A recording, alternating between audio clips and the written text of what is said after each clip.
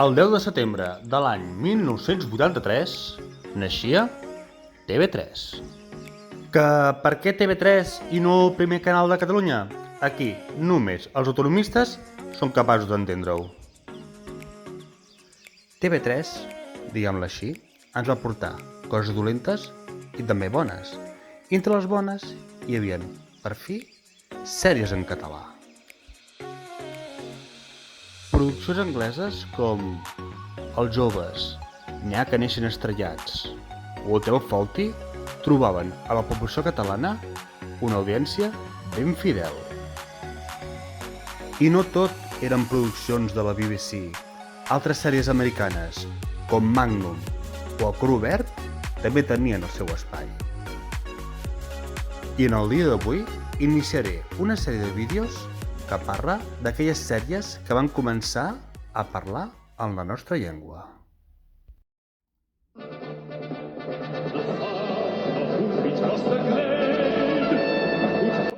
«24 curiositats sobre l'escurçó negre».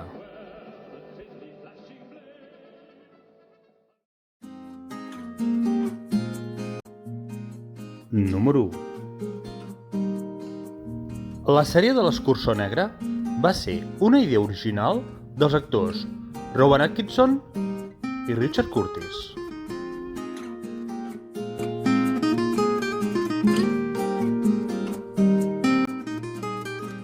Número 2.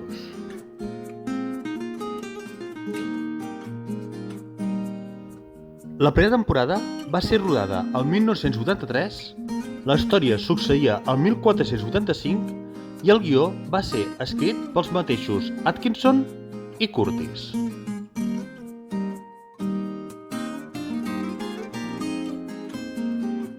Número 3.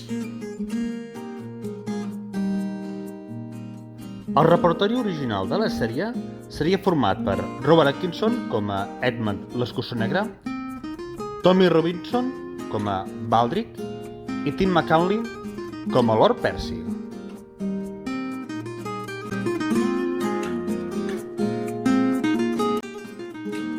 Número 4.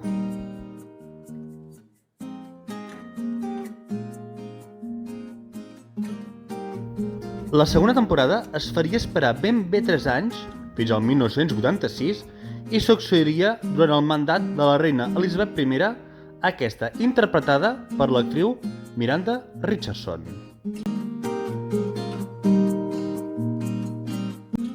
Número 5. Aquest segon escurçó negre representaria ser el besnet d'Edmund l'escurçó negre de la sèrie original.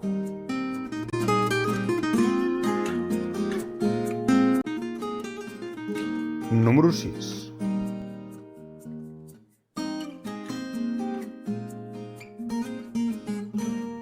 Aquella segona temporada repetirien bona part dels actors amb la incorporació de la Patty Burney com la dida de la reina o de Steve Finn com la Lord Percy.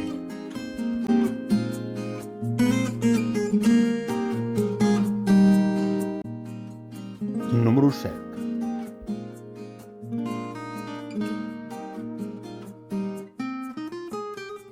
A l'últim capítol d'aquella segona temporada apareixeria per primer cop l'actor Hugh Laurie per quedar-se fins al final de la sèrie.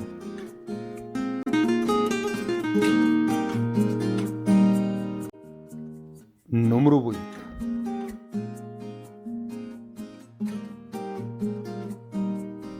La tercera temporada va ser rodada a l'any 1987 i la història tindria lloc en l'època del príncep de Gal·les, en Jordi IV, aquest interpretat per Hugh Laurie.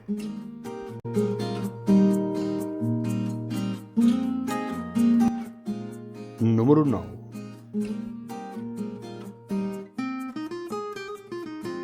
En aquest cas, l'escurçó negre, en comptes de formar part de la noblesa o l'alta societat, formava part dels servents en la figura del malèfic majordom del príncep.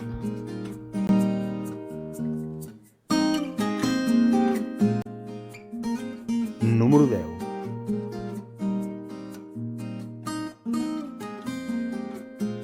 Tot i que a la tercera temporada el personatge d'en Percy desapareixeria, l'actor Tim McCallum apareixeria en un capítol interpretant un personatge secundari.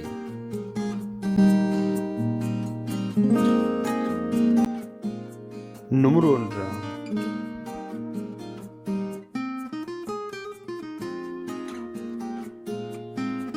La quarta i última temporada seria rodada a l'any 1989 i tindria lloc durant la Primera Guerra Mundial.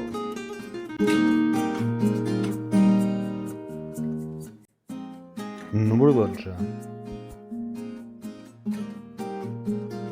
En aquella última temporada, actors com Steve Fee, que havia aparegut en la segona temporada en el paper de Lord Mercy, o Tim McCallum, que havia aparegut en la primera i en la segona en el paper de Lord Percy, reapareixien en els papers del General Mercy i el Capità Reina.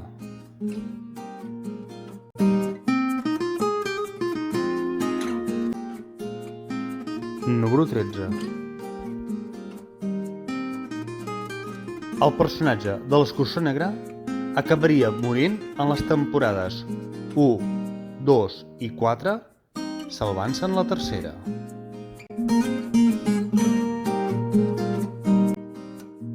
Número 14.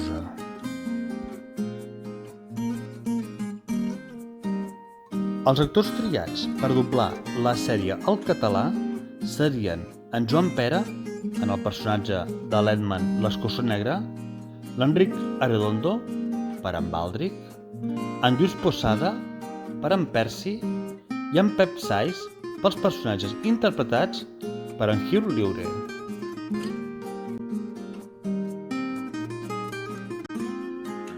Número 15. A l'any 2000, la sèrie de l'Escurçó Negre es posicionaria en el 7è lloc entre les 100 millors sèries de la televisió anglesa.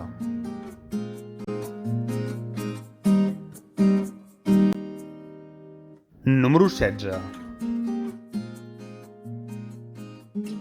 El 27 de setembre de l'any 2001 s'estrenava un especial de l'Escurçó Negre on la sèrie reunia el seu equip d'actors habitual.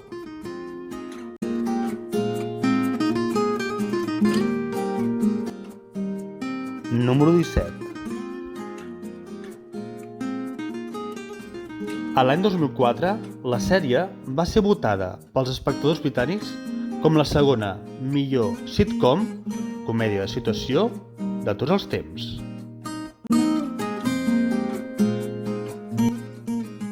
Número 18.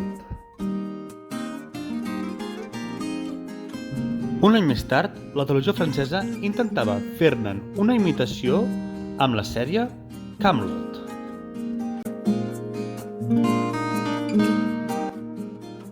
Número 19. La sèrie de l'Escurçó Negre té un capítol pilot estrenat a la BBC a l'any 1982 que mai va ser doblat al català.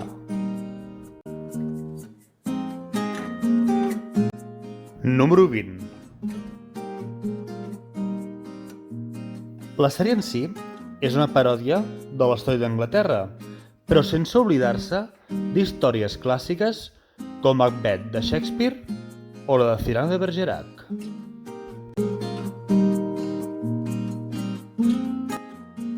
Número 21.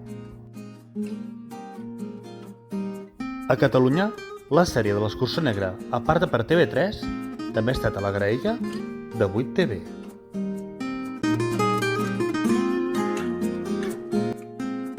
Número 22.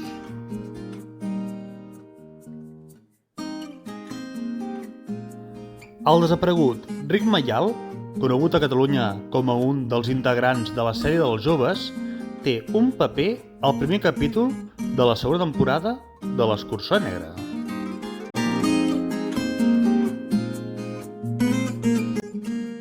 Número 23.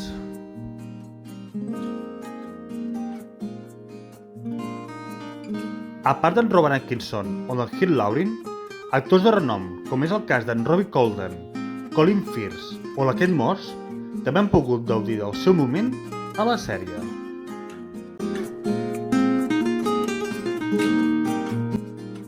I número 24.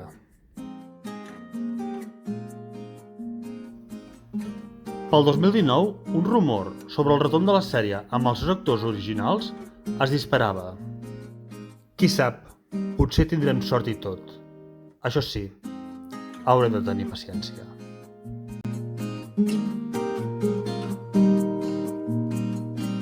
I fins aquí el vídeo d'avui.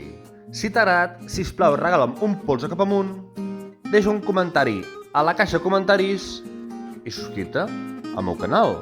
També recorda que pots activar la campaneta perquè t'avisin de les meves futures publicacions. I per acabar, i com sempre, deixeu-me recomanar-vos la meva saga, La llegenda de l'insurgent, amb la seva primera part, 13, la segona, Els existencialistes, i la tercera, La xarxa fosca. Les podeu trobar a Amazon, en e-book i en edició de butxaca. Sí, hi ha hagut cognoms en anglès que m'he fet un embolic amb la seva pronunciació.